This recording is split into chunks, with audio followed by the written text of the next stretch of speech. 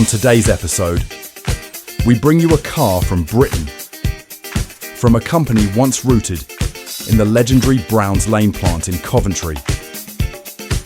A brand that no longer stands alone, one named after a predator that, strangely enough, doesn't mind the water, Jaguar.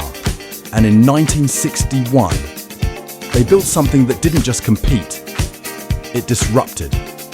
But before we dive into this machine that made everything else look wrong, welcome to Liquid Driven, where we explore the mechanical consistency and the lasting legacies of the machines that defined our world. Let's continue. The Jaguar E-Type. A car that didn't ask for attention. It simply took it. When it debuted at the Geneva Motor Show, the reaction wasn't normal. It wasn't applause. It was disbelief. The demand was so instant, so violent, that Jaguar had to scramble. They famously ordered their legendary test driver, Norman Dewis, to drive a second car, a fixed-head coupe, flat out through the night from Coventry to Geneva. He arrived with just 20 minutes to spare before the press conference. That's not hype, that's impact. The E-Type wasn't designed like a road car. It was engineered like something that belonged on a track. And then, almost as an afterthought, made legal for the street. Its DNA traces directly back to the Jaguar D-Type, a machine built to win Le Mans and not to comfort drivers. And yet, here it was, on public roads. You got a monocoque construction paired with a tubular front subframe, a setup that most road cars at the time didn't even understand yet. Fully independent suspension, front and rear, inboard rear disc brakes, not for style, but to reduce unsprung weight. At its heart sat the 3.8-litre XK engine, a power plant that had already proven its reliability on the world's hardest circuits. Producing 265 horsepower in 1961. This wasn't impressive, it was unfair. The numbers were staggering for the era. 0 to 60 in under 7 seconds. A top speed of 150 miles per hour. But numbers don't tell the full story. Because back then, cars that fast did exist. They were just inaccessible.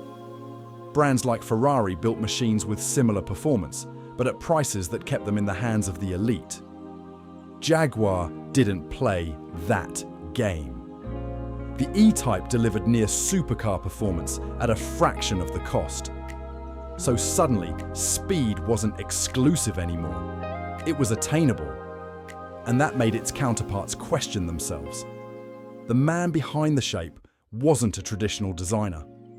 He was Malcolm Sayer, an aerodynamicist, the same man who shaped the C-Type and D-Type for the grueling airflows of the Mulsanne Strait.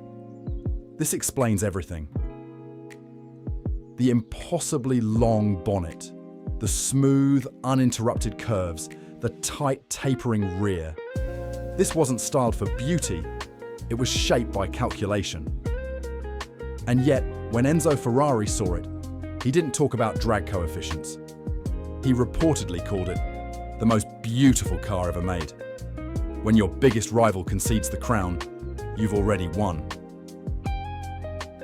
The early 1960s in Europe weren't quiet. They were shifting. Old systems were fading. New identities were forming. The E-Type fit right into that moment. It wasn't just a car, it was a movement, modern, confident, forward-looking. A British machine that told the world, we're not just keeping up, we're leading. Before the E-Type, Jaguar was respected. After it, Jaguar became a myth. This car locked in everything the brand would stand for. Performance with elegance, engineering with emotion, speed without aggression. Ever since 1961, Jaguar has been chasing this exact balance. Sometimes successfully, sometimes not. But the Series 1 flat floor models remain the purest expression of that dream. People admired the E-Type because it looked like nothing else, moved like nothing else, and somehow felt within reach. It wasn't just a car you saw, it was a car you imagined owning. And that matters, because imagination sells legacy. But perfection is a story we tell after the fact. In reality, there were cracks in the armor. Reliability was a constant negotiation. Lucas Electrical earned its Prince of Darkness reputation here. The cabin was cramped, making it uncomfortable for tall people. And by modern standards, the driving experience is heavy, demanding and unforgiving. Some people loved driving it. Others realized rapidly that they just loved looking at it. Today, the E-Type is more than a classic car.